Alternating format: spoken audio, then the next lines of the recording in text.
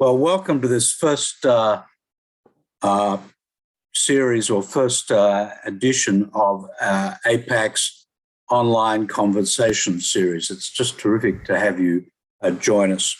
I should introduce myself. I'm Douglas Gauthier. I'm the CEO and Artistic Director of the Adelaide Festival Centre. And it's been my privilege to be the chair of AAPPAC for the last 8 years or so.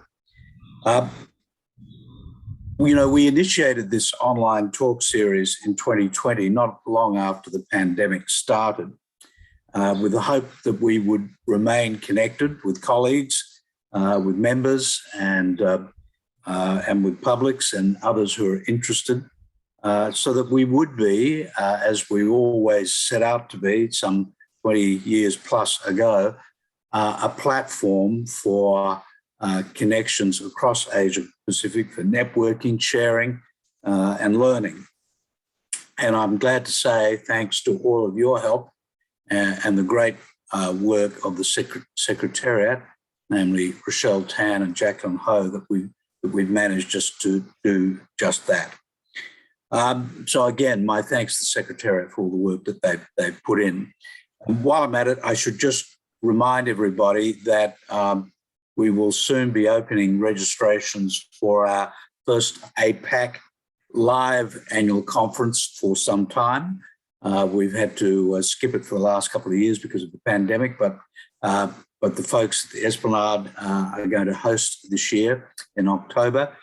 And so we hope to see you all there. It'll be a fantastic conference. They've got so many great things planned for us. So please look out for those registration alerts, and we look forward to seeing you. But back to this evening, a panel on the topic, and we have with us James Nowell and Amanda Brecknell from the theatre consultants Charcoalblue. We have old friends Ivan Heng, the founding artistic director of Wild Rice. We've got Austin Wang, director of the Taipei Performing Arts Centre, and of course, AAPPAC board member. And the session will be moderated by Kenny Wong, head of technical production, Esplanade Theatres on the Bay. So without more ado, it's over to you, Kenny. Thank you very much, Douglas. Good morning, good afternoon, good evening, wherever you are. And really, thank you very much for joining us today. Today's topic is of particular interest to me. I mean, having been involved in the development of unconventional spaces like in Singapore, like the Wang Rice Theatre, like Theatre Works, White Boxed. And right now we are just in the final stages of construction of the Esplanade waterfront theatre. They're all unconventional spaces. But what do I mean when I say unconventional spaces? My definition will be quite context specific, really looking around the Asia Pacific region. Over the last 50 years, new theatres have been built, many, but majority of them have been proscenium arch theatres and black box studio spaces. So to make it very broad, anything that is not a proscenium arch and not a black box is an unconventional space. And that's what we're here to talk about today. And I'm very, very happy to have with us, talking about unconventional spaces, Austin, all the way from Taipei. And then, of course, we've got James and Amanda even further away from London, and Ivan just down the road. So without further ado, I would like to start by asking the question, why would anyone want an unconventional space? And who better to answer it than Austin, who has got a space that is definitely unconventional in terms of architecture. If you have not seen it, you will see it. It is quite stunning. And Austin will open this very, very shortly. And he will tell us more about in what way is it unconventional and why have they decided to go down that road. Austin, over to you. Thank you, Kenny. Good evening, everyone. Before I started this presentation, I would like to present a video clip. So just play it.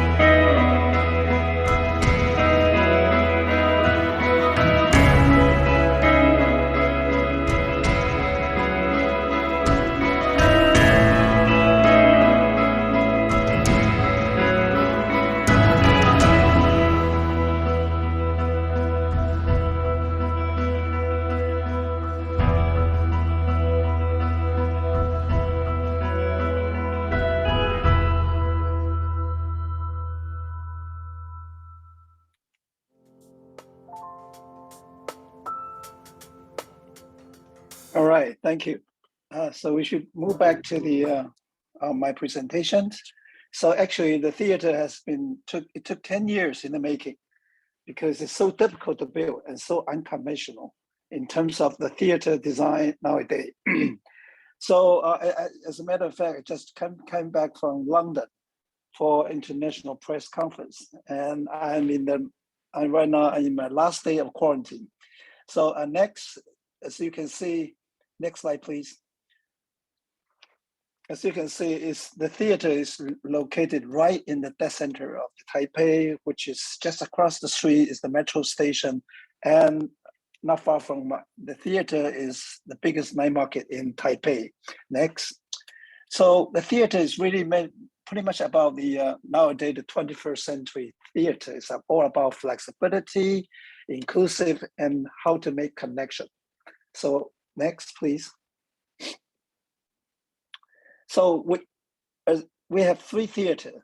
We have Grand Theater, which hosts 1,500 seats, and the Global Playhouse, which is 800 seats playhouse. And on the north is the black box, but the inside of it is dark blue. So we named it Blue Box.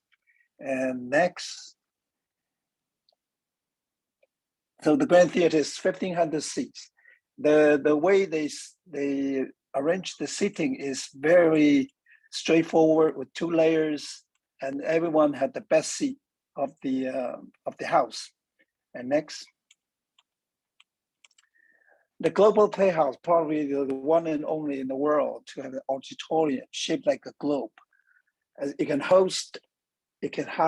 accommodate 800 seats with the 19 boxes behind it. Each one can accommodate 14 to 16 seats, which is the one and only in Taiwan to have that kind of seating arrangement. And next. The Blue Box, it also can accommodate from 500 to 800. So it's very flexible, can have all kinds of seating arrangement. And next. So by connecting 2 theaters, the Grand Theater and the Blue Box, we actually can turn it into what we call a super theater. And next. So the stage is, the depth can up to 90 meters if you want it. So this is the one and only in Taiwan, and rarely you can find this kind of space in the regular theaters in the world. And next. So this is how we're using it as a presentation for our opening season press conference. All the artists who's going to join the opening seasons, they are all on the stage. Next. And in terms of inclusive, we have the architect designed a public loop, which is an independent pathway that can lead you to different area of the theater. Normally, you couldn't see it to the audience, such as maybe the next slide will show you exactly how you work. And next. Okay, so that you can, by using this public loop, you can actually see the lobby and all the way to the understage, side stage, backstage, even the top of the grid. And in between, you can stop for a coffee by enjoy the coffee in our cafe, and then also the outdoor gardens. And then keep going on, you also can see the rehearsal studio, and also we have outdoor theater, which we call a viewing dock. And then by the end of it, you actually can come into the Globe theaters. From there, you actually can see the actual performers. So that's a very exciting tour. It took about 30 minutes in order to finish the whole tour. And next. And then in terms of inclusive, the theater is so unconventional. Even the foyers, they are they can split it in 3 different levels. By that, you can pretty much accommodate all kinds of so-called unconventional theater space. You can have fashion shows, you can have exhibition, you have some kind of inclusive, immersive theater if you want it. It's all possible in our theaters. And next. So by making connections, we have created lots of programs, Adam, Camping Asia, and also with the connection with the ISPA and AAPPAC. And next. So about the signage, which is quite unique in terms of the building itself. So this is our logo for the Taipei Performing Arts. And next. And also by telling people which theater is which, we're using the shape of the auditorium to create the geometrical form to tell people about which is which without using actual wordings or in different language. We don't have to worry about that. So next. And this is also the signage. We try to using as few as possible the language in terms of using all the graphic words to tell you which is which. For instance, the toilet, we're just using this to show you where this is the female toilet on the right-hand side. And next. And in terms of information center, we're using these 3 signs just to, that pretty much cover all the function of the information desk. And next. And this is the signage for the 3 different theaters. For instance, there's using this shape to indicate that's the way to the grand theaters. And next. And this is the way to the Global Playhouse. And the next. And this is show you where to go to the Blue Box. So we just finished our soft opening from March to May. And then during this 2 months, we are closing the theater again, and we try to make everything improvement according to all the notes we gathered from the soft opening. So the whole opening season will start from July all the way to October, the beginning of October. So our grand opening day was located on 7th of August. Next. So about the soft opening, we actually invite 5 different god or goddess from our communities. And next. And we let them sit together in one of the central box, so they can watch the show with the audience, with the whole communities, which is I believe the first in the world to have that kind of activities. And next. And then people are criticizing the shape, the look of it. So they say, they call it, because people in Taiwan, we always relate anything with food. So we try to utilize that kind of marketing strategy. So we actually invite the people to using Taiwanese snake to build a shape just like our buildings, and it become an immediate success. And next. For about the grand opening, so we try to using all the possible space in the theater, not just the 3 theater. For instance, this one we're using the super theater. It will be in the end of September, which is our last performance. For that, we invite the avant-garde artist and try to use the maximize the super theaters. And next. And then we also invite the famous film directors, Cai Minliang. He will present a journey, the monk from Tang Dynasty, which is going to be performing in the Blue Box.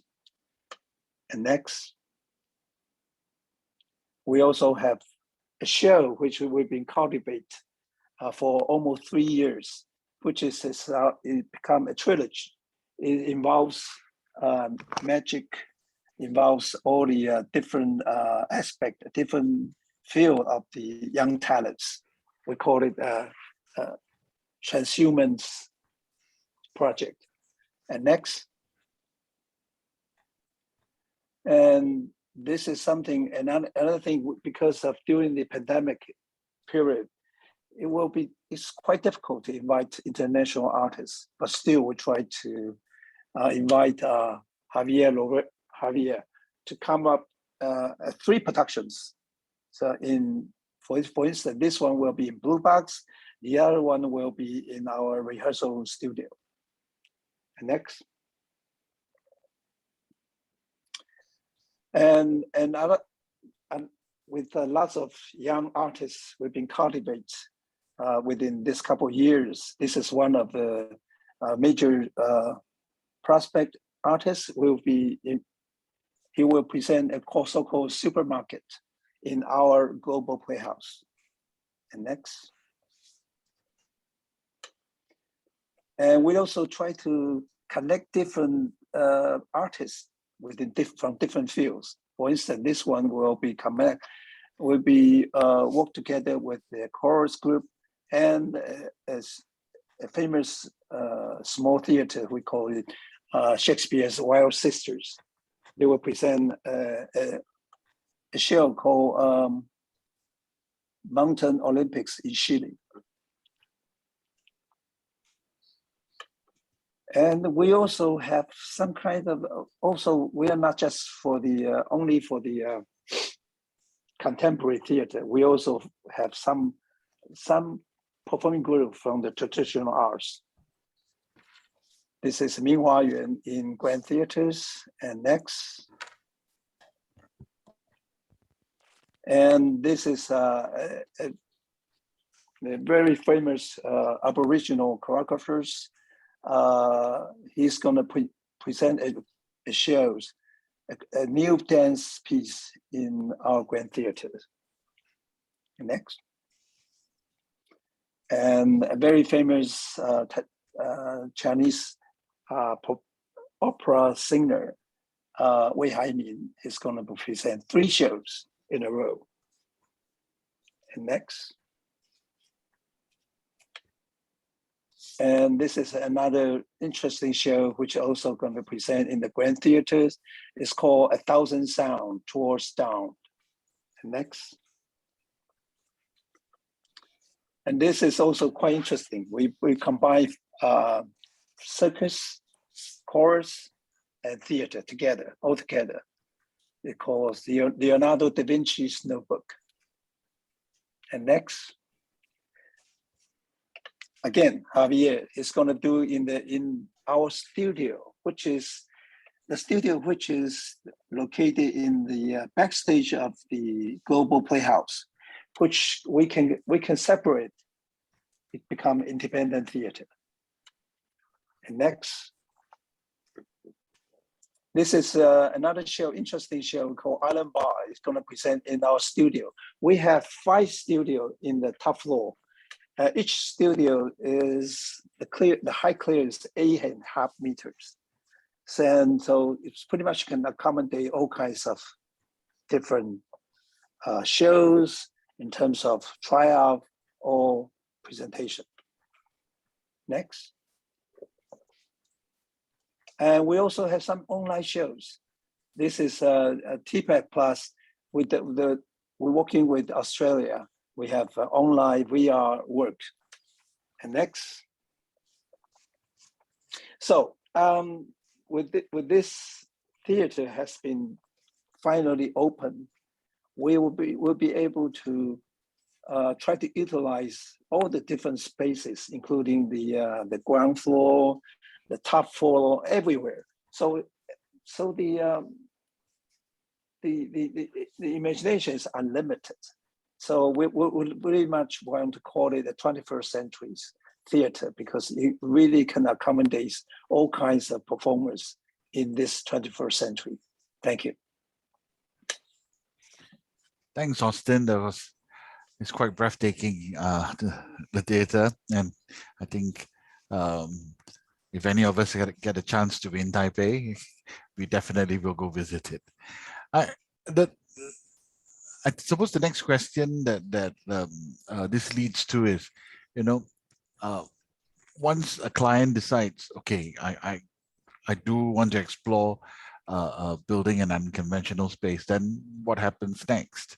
Then this is where I bring in our next two panelists, James Nowell and Amanda Brecknell, who are currently working on our waterfront theater, and I will ask them to share with us their process and all the exciting projects that they've been working on for the last, I don't know how many years, but yeah. Many Over years. to you. Call it 16. Over to you, James and Amanda. Thank you, Kenny. It's our absolute pleasure to be able to talk to you all today. I'm James Nowell, Associate Director for Charcoalblue in the UK, and I've had the absolute privilege of working on some projects in Singapore and in Australia over the last 6 years, and very used to talking to this part of the world on Zoom, as we've had to do over the last 2 years, and very excited that it's looking positive to get a face-to-face chance to see you in person later on in the year. I'm joined today by senior consultant, architect and theatre design expert Amanda Brecknell, and together during our session we'll be focusing on some unique spaces from our portfolio that Charcoalblue have been lucky enough to work on, and also talk about the fundamentals of coming up with an unconventional space. So next slide, please. Charcoalblue, we are an international theatre and event space design practice with a distributed team and studios in Melbourne, London, Bristol, Glasgow, New York and Chicago. And we're largely formed of theatre practitioners, architects, arts administrators, specialist designers with acoustic experience and digital design teams in all parts of the world. And next slide, please. Our work has helped to deliver many spaces that you will probably think are not defined as conventional theatres, and we're incredibly passionate about that. We are passionate about understanding and developing your brief and providing unique and innovative solutions to make it happen. Shown here, we've got the Dorfman space at the National Theatre in London, which applied new innovations to deliver a quick turnaround of seating amongst an incredibly busy programme, and often in the rep. And on the next slide, we've got the Sydney Theatre Company that was completed in 2020. And this uses retractable seating units and configurable decking to achieve a variety of formats.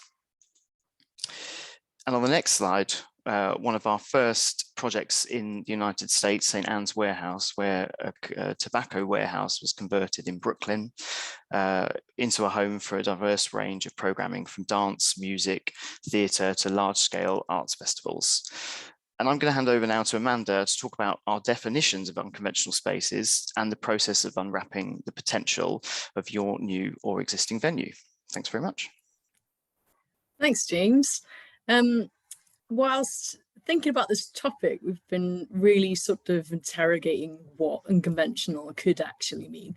And I think one of the main things that really stood out is that sort of unconventional really means a great many different things to different people, to different audiences, to different artistic teams. And we often find that our projects at Charcoalblue can really be driven by a need for flexibility in order to accommodate those unconventional things. And we rarely receive a project brief for a venue that is ever really considered conventional. And that's largely because we're seeing a massive shift in the way that theatre makers are really trying to engage with their audiences certainly digitally, and the awareness of those spaces for alternative uses are really driving all sorts of new possibilities.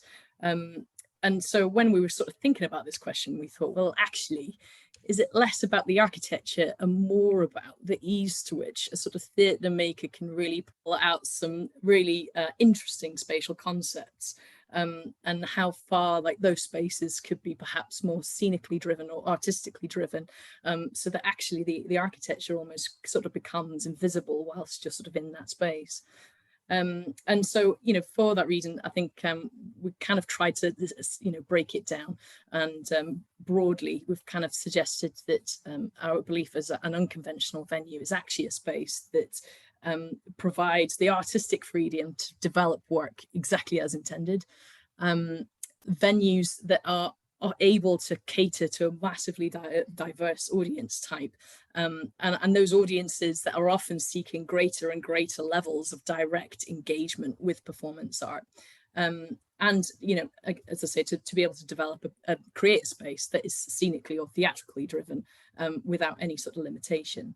But ultimately, you know, when it comes down to it, it's really about creating an experience that is wildly different every single time you experience it. And actually, some of those words across the bottom of the screen there that you can see are some of the more kind of common descriptions for those types of spaces that you might often find. The next slide, please.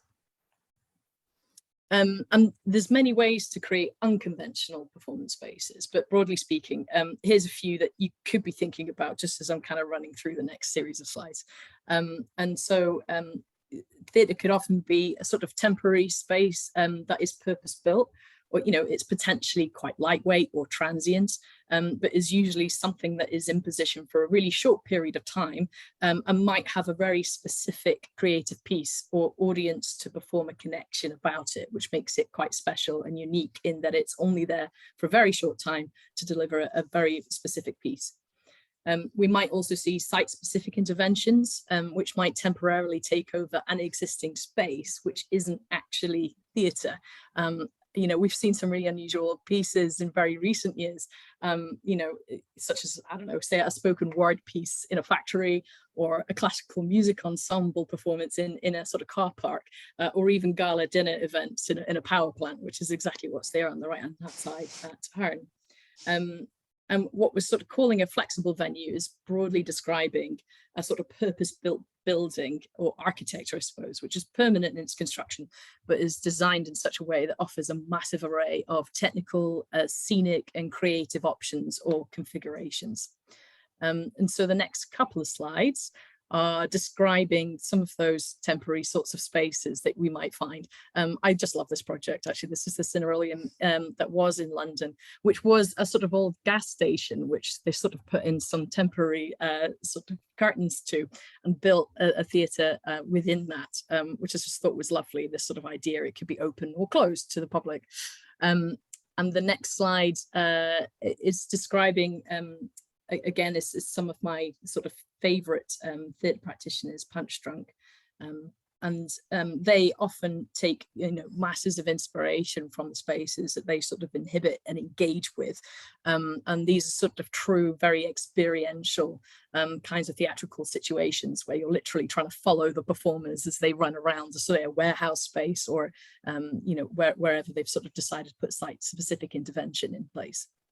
And the next slide on that is looking at something, again, rather more formal in its architectural intent, but the Young Vic is a classic example here in London of space that is utterly different every single time. I don't think I've ever seen it in the same format twice. And believe it or not, these three images are all the same space, but they've got a huge you know, level of imagination to be able to sort of scenically transform that entire space. So I think there's many ways to create unconventional performance spaces, but as with any new project, I'd say that the first step to understanding the full aims and objectives of any project, like what is it we're trying to do here? So where we sort of often space is trying to think about what is the vision here artistically, And being as direct as possible about those outcomes will often create the most effective spaces. So we, and with the client teams, will often work really closely with artistic collaborators to make sure that a new space is actually built around the sort of kernel of inspiration, all those sort of artistic endeavors of the production or the organization, to make sure that that final outcome is sensibly geared around the ambitions of the team. And so just doing that bit of research to actually figure out, well, what do we actually want? Because sometimes having everything can be quite a lot to process and quite difficult. And so it often needs quite a big team to be able to sort of manage, you know, a large amount of space.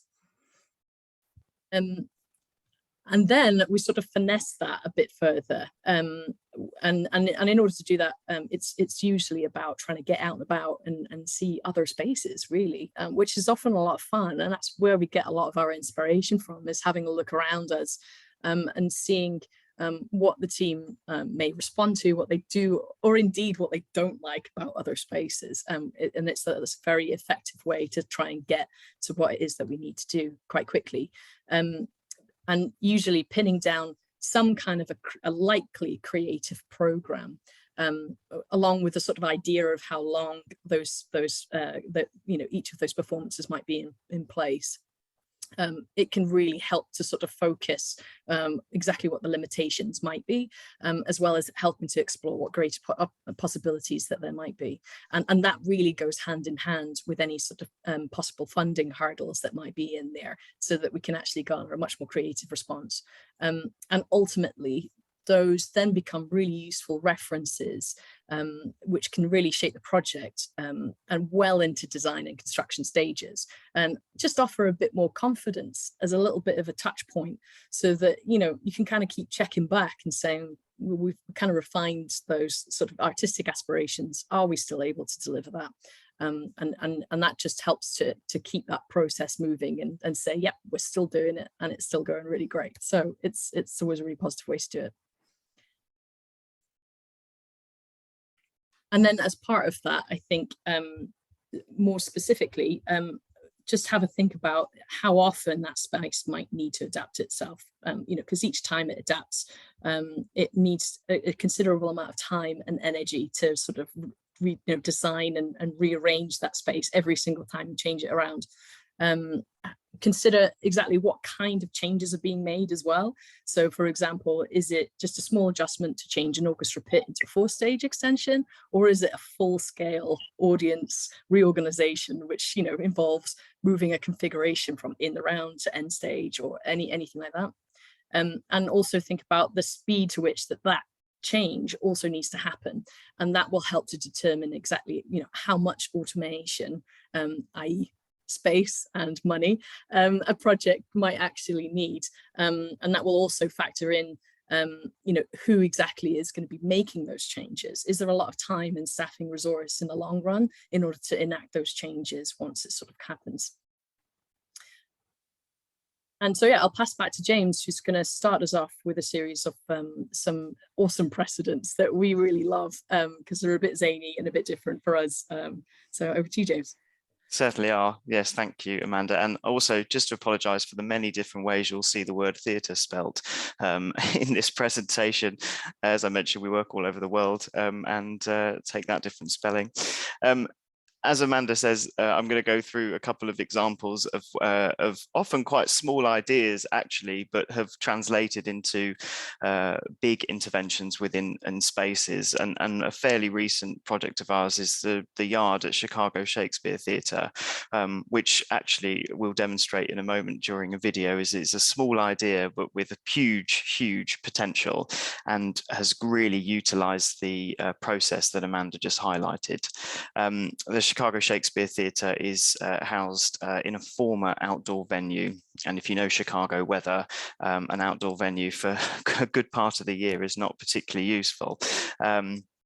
So this is a repurposed venue on a pier on Lake Michigan, and this new theatre consists of 9 4-storey seating towers capable of numerous formats and capacities, and it presented a great deal of design challenges to the design team due to its complexity and stringent local codes, but it was delivered successfully in 12 months. And on the next slide, we can just see how this venue is situated next to the existing complex.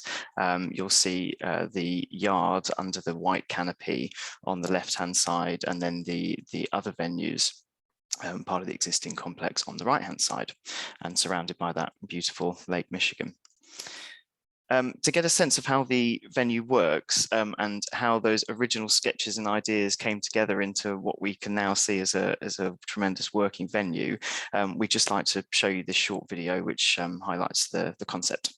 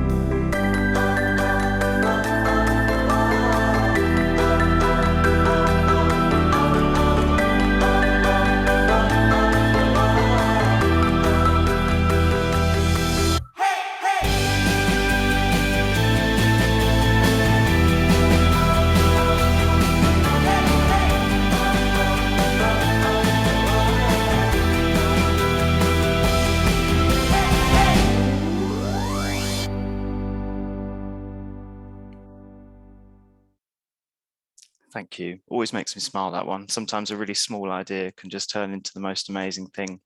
And on the next slide and the next series of slides, I'd just like to highlight the finished building, which has proved to be a much loved and much used venue, with each format being matched for the intended work. So it's a great creative space for all those that use it. And rather a fun image is a gala dinner and what looks to be either bingo or some kind of auction happening on this last slide, but a great use of the space. Back to you, Amanda. Thanks, James. I'm just going to talk really briefly about our role in cabaret at the Playhouse here in London. And this was just sort of more thinking about site-specific interventions that we're sort of thinking about earlier. And actually, although this is actually a theatre going inside a theatre, which is the irony of it. But if anyone knows of the Playhouse, you'll know it's a little bit off the beaten track, and is a very traditional West End house, complete with a lot of cherubs and lots of historic details. So it's a fixed end stage brass house.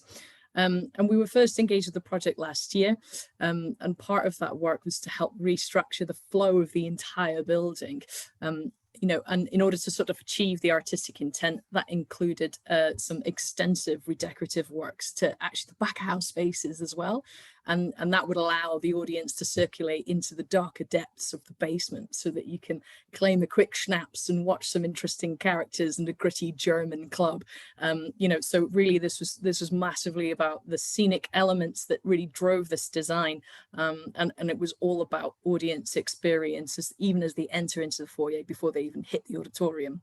So the next slide, I've got you know, here's a before and after shot of that auditorium. And what we've done in here is to re-rake the seats and install the stage in the round, with a temporary sort of balcony inserted into the stage house itself. So the entire auditorium has been completely and scenically redressed. And by opening up the back of house spaces, the creative team were able to add this sort of darker scenic veneer over the top of the listed fabric really successfully. And this space feels really intensive and quite rich, which has made it quite a sort of exciting space to visit and get immersed into the production itself. And a lot of that sort of technical infrastructure has been brought down to a sort of lower level. And we were able to re-rake all of the seating in order to make that really intensive in the round and exciting auditorium, which it was really exciting for us. So we've been really pleased to be part of this one. Thanks, Amanda. And rattling through, because I'm cautious of time, just want to highlight the fantastic Wild Rice Theatre, which Ivan Heng will talk about more in a moment. But I wanted to highlight that whilst this thrust format in itself is unconventional for Singapore, we've applied some low-level interventions to increase the feeling of play and the potential to change that thrust environment in a small way to encourage an intimate feel, both for the audience and for the actors. On the next slide, we just would like to highlight the unique staging design that's formed a modular staging blocks that can be used to shut off the front of the stage in a traditional thrust sense, but also to allow those audience entrances to become actor entrances and really bring in the performers into that intimate environment, which we can see on the next slide. So on the left-hand side, we've got the more traditional thrust format, and then on the format on the right, those entrances are taken out. And having sat in that auditorium with this production of Peter Pan, it's a marvelous thing to be having everybody all around you and being able to see the audiences and actors from all sides. So this is a really fun little project we completed probably about 2 years ago now. So this is the Boulevard Theatre in Soho, on the site of the former demolished Boulevard Theatre, which was part of the client team's family legacy. It's on the second floor of a really tricky site that's very compressed in plan and section. And this was a really unique brief, actually. So the client asked us for, in their words, was a playful and audacious space full of surprise and theatricality, with the atmosphere of a luxurious and exclusive speakeasy. So, you know, that's a pretty easy ask. The other more important part of the brief was that in order to meet the business plan for a small 150-seat theatre on the second floor, the space would be heavily programmed with wildly varying, unique events, which could happen up to 4 times in a single day. So instantly you can already see that need for flexibility, needing to work really hard to be able to turn that around. So after exploring some more conventional options for a fixed or partly flexible, you know, rather more traditional auditorium, we came up with a concept for a circular rotating auditorium. So the stalls, as well as the balcony, can actually rotate and change the entire room's orientation. And so the room can also open up to the foyer and to the bar beyond, which is those top 2 images there, for say music or stand-up comedy, or it can close down to sort of small dramatic performances or private conferences. And you can really see that sort of balcony in blue as it kind of swizzles over the top of the occupied space, the lower level in yellow. So it can go from sort of raked tiered seating into a traverse format with audience either side of the playing area, to double rows for cabaret, or out to flat floor completely. And so that level of fast and complete transformation means that the theatre can meet the brief and have a sort of corporate daylit hire in the morning, a rehearsal in the early afternoon, say a theatre show in the evening, followed by a late night cabaret performance all on the same day, which is quite intensive, as you can imagine. So on the next slide, I've got a brief video that just sort of quickly shows exactly how that transformation happens.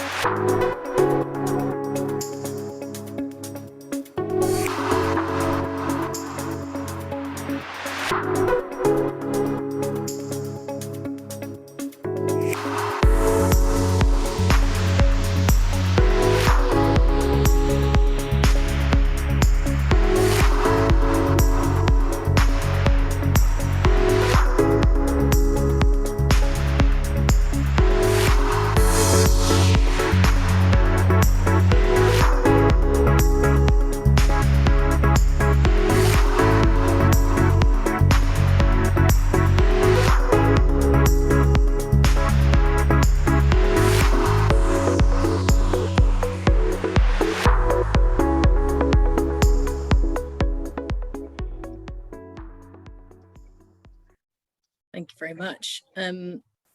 And so, you know, we thought really carefully about the sort of theatricality of the overall experience and the journey from door to seat that had to tell its own story.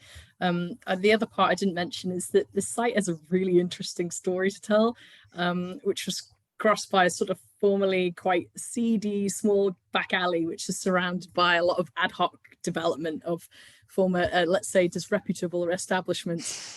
With a maze of different hidden entrances and secretive passages. So reflecting on the site's locality and the history of the entrance into the building really mirrors the condition on the other side of the alley. So the experience of this building is all about feeling intrigued and surprised and taken on a journey to sort of discover this little hidden gem of a venue. On the next slide, please. You know, again, it's all about that entry route and about feeling intrigued, and all of those sort of touch points of texture and materiality, which takes us through bar, up the stairs and into the main auditorium. And as part of that, we had to think really carefully about the way that the seats are, and that is mostly about just trying to get the same seat to look right in a small kind of gala event, that might look right in a conference event, that might look right in a theatre setting, that might look right for a sort of end stage performance. And so on the next slide, you can just see the sort of the progress of our prototyping to be able to get that lounge tub seat just right. And there she is in the flesh. So I'll pass back over to James and we can quickly go through the rest. Thanks, Amanda. And to our latest and soon to be opening project in Singapore, which will provide the Esplanade company with their own unconventional space, the Singtel Waterfront Theatre. Charcoalblue and the Esplanade company worked together initially in 2016, led by our Melbourne partner, Eric Lawrence, to help define the brief and determine the best use of the site and to deliver on the requirements for this exciting new theatre. And we've had a wonderful time being able to work on this and are incredibly excited for what's to come. And on the next slide, just in the way of a sneak preview, the venue set to deliver multiple formats via configurable decking and flexible staging, but its heart really it's a playground for new arrangements, and will all be supported with a comprehensive technical infrastructure to support the formats that are delivered, plus whatever the theatre company want to use it for. So we're incredibly excited about this project, and it's soon to be opening. And on the next slide, here's a very sneak preview that not many people have had. No screen grabs, please. But we're very excited, Amanda and I, to be able to talk about this further at the conference in October. So hopefully looking forward to seeing there. Thank you, Kenny. Handing back to you. I think you're on mute, Kenny. Well, somebody has to be on mute. Thank you so much, Amanda and James. This is just the tip of the icebergs of all the projects that you guys have been working on. And I mean, you've kind of revealed to us the possibilities, you know, and it's really endless. But what do you do with a space like this? And who better to ask than my good friend Ivan Heng, who now have to use a space like that. So I would like to really ask Ivan to share with us the experience of using the truss stage space that the Wild Rice occupies now, and tell us about the joys and the challenges of using a space like that. Ivan, over to you. Hi, good afternoon, everyone, and thank you so much for joining us. I think if you want to know about Wild Rice, I think just look us up on the website. But basically, we're a theatre company that's been around for 20 years, and we're a producing theatre company. And by around 2010, 2012, we're already producing something like 8 to 12 productions a year. And we were performing all over Singapore. And we found that with every single production, we had to spend money and time and manpower to move in and out of theaters in Singapore. And we thought we really should start looking for a theater of our own. And we also wanted a space that the public can locate. Apart from the Esplanade, I think there's no other, and probably SRT, there's no other theatre company with its name on a building in a main road in Singapore. So let's go to the next slide. That's Wild Rise, and that's North Bridge Road. I can't take any photos of the other buildings because drone shots are not allowed. But if you come to our theatre in October, we're actually directly opposite the Supreme Court and Parliament House and the Treasury Building. And we're really a stone's throw, 3 minutes walk from the Singapore River, which is a beautiful thing that audiences love doing. So we're right in the heart of the civic district. And I think that that's where theatre must be, because it really needs to bring our conversations, although we view it from, the margins, our lives, and that's our privilege as artists, to really kind of bring our important conversations to the center of our city. Well, we were given a wonderful opportunity when actually Capital Land said, we're tearing down our mall and we want to build a theater, and what would you like to build?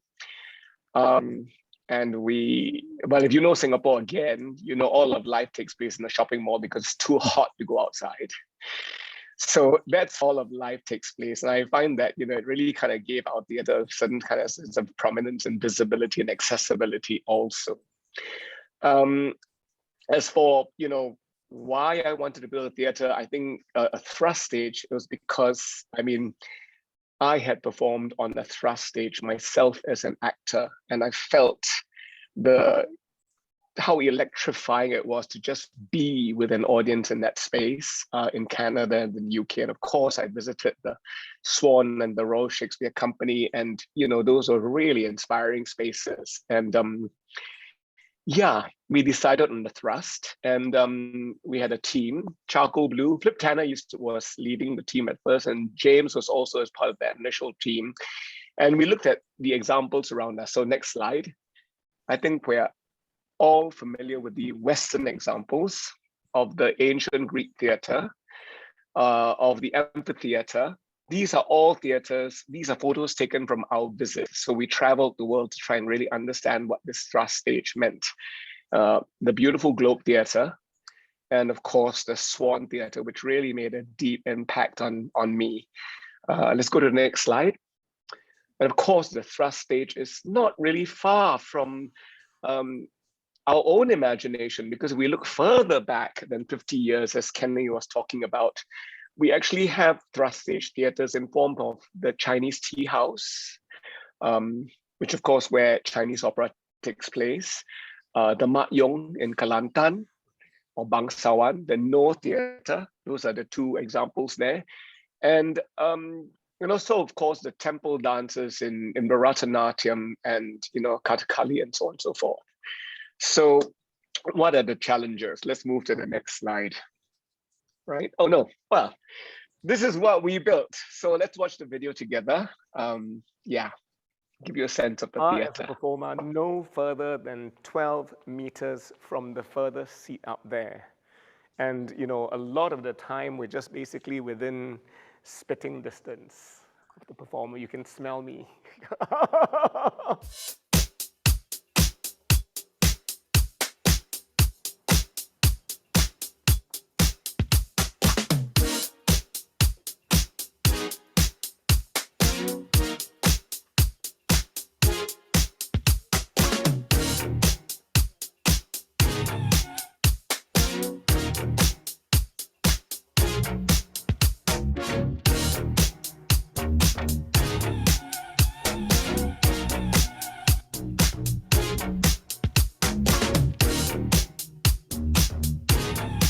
We decided on the thrust stage because it is a space that has no walls. You're not framed within the picture frame of the proscenium theater. In the proscenium theater, we're all facing away from each other. We're all just facing the stage. But in this thrust stage, I think an audience is keenly aware of itself, of every single person in the room.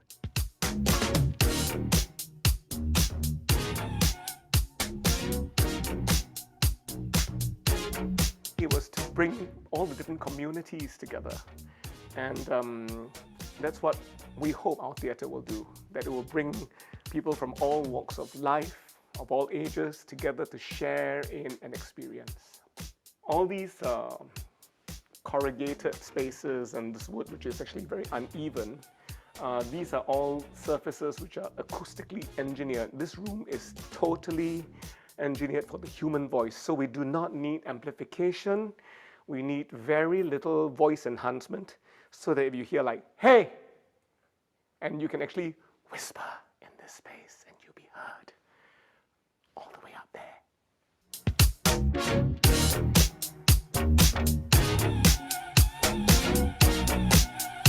This wood that you see here is repurposed from Wang stages. Our performers have been performing on this wood for close to 80 years in temples, in community centers, in public parks. It really gives this space soul.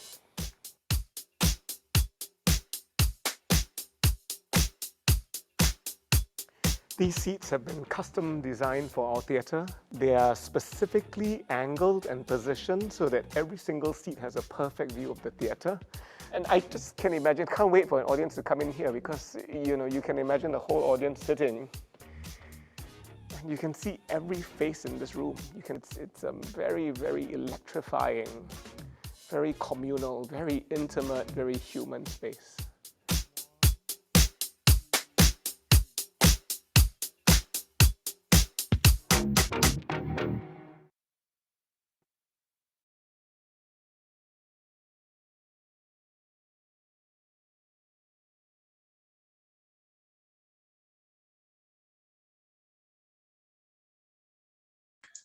Ivan, you're muted. There I you think. go. Yeah. Yes, I'm Fantastic. here now. Yeah. So what are the challenges of the thrust stage? I think it's very intimacy, and the fact that you are really so close, for one thing, really challenges you to bring your A game. So makeup is flawless. Your hair, for the first time in 20 years, we were starting to use lace wigs. My costume designer cursed me because he said, hemming! Because we're wearing can skirts and you got to hem 40 yards of one skirt, and so that was one thing. Lighting, of course, in a particular play we had to bring four follow spots from 4 different corners of the stage, so that an actor could be in from all 4 sides. And I mean, you need to really, I think that it was an education for us. I mean, all our designers had to be educated, and the directors as well as the actors, because you're acting, in a sense around, and it's quite difficult to it's a challenging space, but it's a very rewarding space. I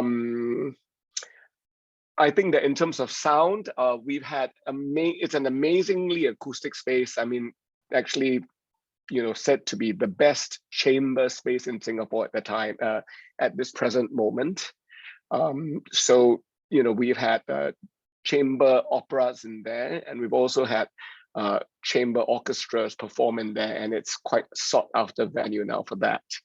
So I think that those are, I mean, very briefly, that's the challenge of space. But I just wanted to have you have a closer look at this space, because there's no concrete in it. It's completely wooden, and there are no barriers. Everything, no pillars. So everything is actually suspended from the ceiling. So the sense of design really, I mean, when the lights start to dim, you see nothing except pull. And I think that's part of the beauty of this space, which we so love. I'll just show you very quickly how we have activated the space over the years, over the 2 years. That was the opening of our theater with Emily of Emerald Hill in 2019. Gosh, that standing ovation, I shall never forget for the rest of my life. But yeah, it's really, really powerful to be, in there, because you're not, there's no separation between the performer and the audience. In the first 6 months, we brought 60,000 people through the doors of our theater. That's quite an unprecedented number. And of course, by March, the theater the theater's lights dim. And as you all know, all over the world, we've been through quite a lot. But let's move to the next slide. That's Merdeka, and you can see we started building levels. You realize then that the set actually is the floor, and the set is your atmospheres are created by hanging and lighting. Next, Merdeka, again. Next, that's supervision. And we had screens and projections all around the theater. The whole piece was really about surveillance. So it was quite evocative. Because again, if you've been to Singapore, you know that we'll have a huge number of we have closed circuit cameras all over the city. Yes, you are safe here, but also very watched. Next, that's Grandmother Tongue. The set was just a simple singular table, which was both modern and traditional. It was a piece of art by itself, and that's all it needed. Next. This is a piece about, it's called Mine, and it's a woman who is a hoarder, and the whole space basically went up in flames, and she was a hoarder, and again, it was just plastic bags on the stage. Next. Okay, this is where we removed the entire thrust. So the thrust, so what the actors are standing on is actually the stage floor, and it goes up to a cafe, which is on another level. Next. This is a physical theater piece, and we found that, and it's by a young company, but it's really a beautiful space, which kind of makes the dance very kinetic. We found the audience actually moving with the movements of with the actors, because you can actually feel the whole room move with the actors. Yeah. This is a beautiful one-person show called You Are Here by Pooja Nancy. And we find that our projectors, now with projection, you find that the multimedia directors would like to project on the floor as well. And these are very, very powerful and evocative moments there, where if you're sitting on the first balcony, and even if you're sitting in the stalls, you can see everything. Next, please. That's Fag Hag. That's a show on right now, and it's a one-woman show, two-person show with 407 lighting cues anyway, and 27 and like 40 short films. So it's a complex piece which really pushes the theater to its limit. But it's actually a one-woman show with Julian as her maestro and music director. Next. This is Bharatanatyam. The Apsaras Theatre Company and as well as the Baskets Arts Academy was so excited by the space, because they go like, oh my goodness, for the first time we can see our dancers' feet and we can hear the bells, and with the mudras and everything, just the close proximity. It was really a return to form where, the Bharatanatyam was actually originally performed in temples. Next. That's Straight Acting, which opens next week. Can't see this here, but the entire background slides back to reveal an entire stage, an entire scene, right? Next. Now this is Don't Call Him Mr. Marikita, which again is a piece with Julian on the baby grand and music.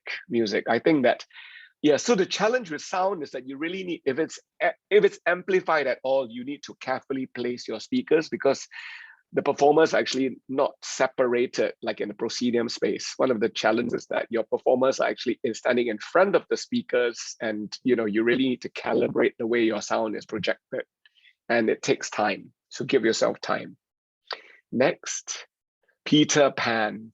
Yes, the performers were flying, 15 meters up into the air. You can take a closer look here with the next shot. Next, that's Peter. And that's the shot before. Just go back one. There, can you see Peter Pan? He's up there. Next, yes, this one. Yeah, that's where he is. That's a battleship scene with Captain Hook. But you can see how excited the audiences are getting. Next.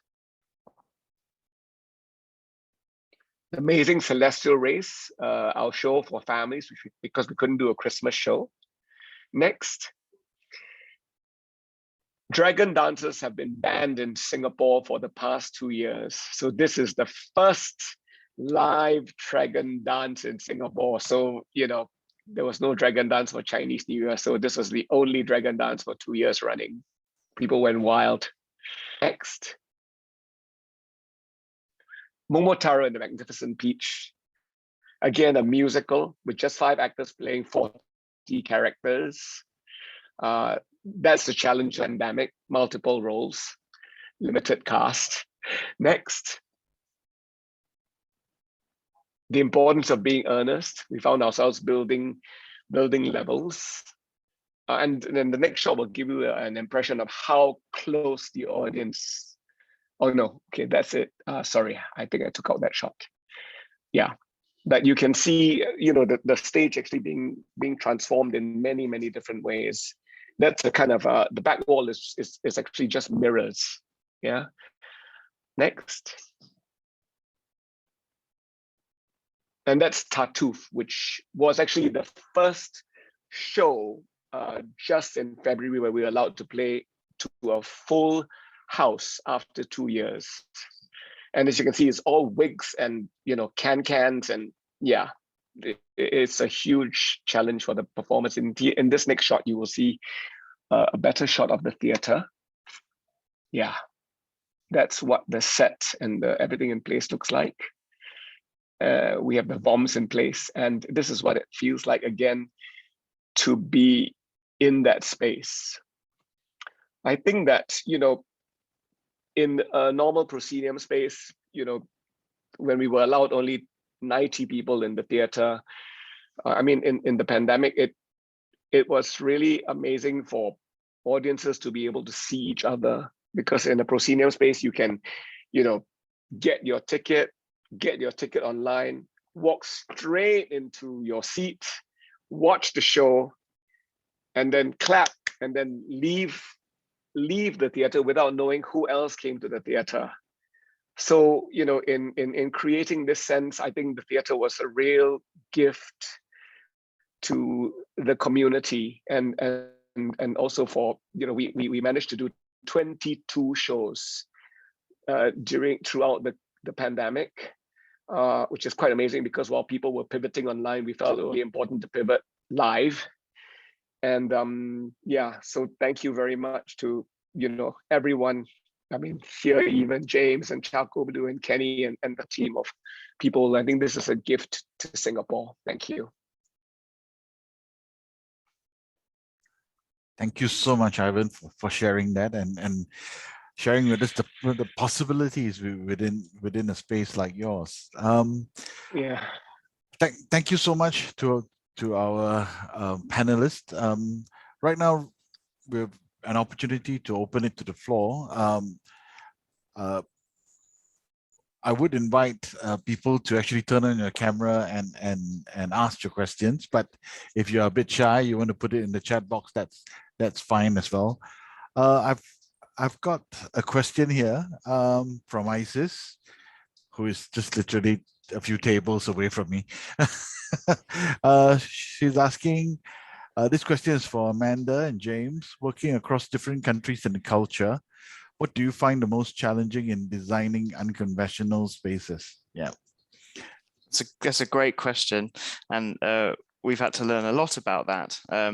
And being an international practice, it's so important that we engage with the venue owners or the soon-to-be venue owners and really understand what you need and how you need it to be achieved. I know on Wild Rice, we spent a lot of time in a very rapid design and construction program, really understanding the needs of Ivan and his team. And that is so important, because every innovation that applies to the space has to all come back to how it's going to be used. And I think a lot of the work that we did with Esplanade to add a medium-sized venue to their complex had to be so linked to the business model and how that space was going to be programmed and used. And those big ideas, those big pictures translate down to everything really, to the seating design, to how the formats are going to be achieved technically, what's the time to turn around between productions. So the design is always linked back to that brief extraction and getting to know you and your requirements for your space. Amanda, is there anything you'd like to chip in on that? Well, I was going to say, it kind of harks back to earlier what I was saying, is that unconventional is so different to so many people. At a fundamental level, it's really about trying to strip out your conventions or what your sort of beliefs are, to try and genuinely listen, to try and encompass the ideas that are sort of coming in. So yeah, I think it's really just about trying to recognize that the way that we may do theatre in the UK is not necessarily the right way to do it in Singapore or in Chicago or in Australia or wherever you may be. So it's really trying to sort of be genuinely open in the way that you listen. And on that, I think we work collaboratively with a whole heap of designers, and architects are the tools that we need to do our jobs, and we collaborate on local codes, on local interior design, and make sure that all the way through we're understanding how to deliver a theatre with different stringent levels of requirements on everything from escape to fire exit signs to mechanical design. There really is no venue that is without challenges, and actually something we really enjoy is that collaboration and finding solutions to those problems. I think when we told the Chicago Authority that we wanted to form a theatre of sort of London double-decker bus-sized towers on one end under a canopy, and to provide those towers with sprinklers, ducting, emergency lighting in a number of formats, I think freaked out is a good definition, but with some problem solving, collaboration and good communication, we can get through it. Okay, great. I have another question there from Ricardo. How has the pandemic affected the use of space? Has there been more demand, especially for use of outdoor spaces or in-situ places? I think, I mean, from the Esplanade's perspective, I think there's really a hunger for live performances in theaters. And once in Singapore, when we've started opening not too long ago, our shows were filled up. Just like I think, Ivan, it's the same case with you, right? Yeah, but during the pandemic, of course, I think many different people tried, of course, streaming became a thing for a while, but the trend seems, I would like to hear what the rest of you think, but I think the trend is that's slowly going to peter down while we go back to what live theater is about, live, right? I have a specific question for Austin. I mean, obviously the architecture of TAIPPAC is quite incredible, but the one thing that caught my eye was the asymmetrical auditorium of the Grand Theatre. I mean, I'm just curious, what was there a particular reason for it, or was it purely an architectural aesthetic decision? Well, part of the reason is the acoustic. So it gives better acoustics on the lower levels, and also the architects try to minimize the hierarchy of the people in the theater. So actually, you can walk through the staircase from the ground level all the way to the upper balcony. I see. So that's the whole idea of it. Okay. Thanks, Austin. I mean, panelists, we don't have a lot of time, but panelists, do you have any questions or comments for each other?